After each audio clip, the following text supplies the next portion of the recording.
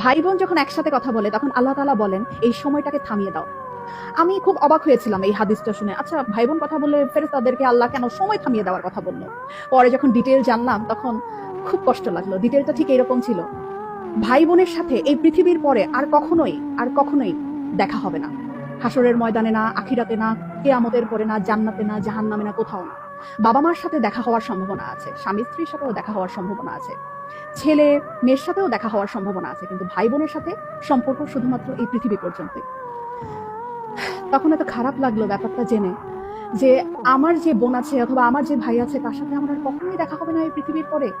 মানে মরে যাওয়ার পরে তার সাথে আর আমার কখনোই কথা হবে না। এত ক্ষণস্থায়ী একটা সম্পর্ক আমাদের। যারা সম্পত্তি নিয়ে ঝামেলা করে ভাই বোনের সাথে কথা বলে না, যারা অনেক ঝগড়া বিবাদের কারণে ভাই বোনদের সাথে কথা বলা বন্ধ করে দেয়, তারা না করেন না এই ব্যাপারটা। সময়টা না খুব কম আমাদের, খুব কম। এত কম সময় নিয়ে আমরা পৃথিবীতে এসেছি এবং এই কম সময়ের মধ্যে আমরা আবার কলুষতা, আমরা আবার ঝগড়া বিবাদ এইরকম করে আমাদের এত কাছের এত আপন একটা মানুষ, একই পেটের মায়ের পেটের বোন, মায়ের পেটের ভাইয়ের সাথে কথা বলা বন্ধ করে দিলাম।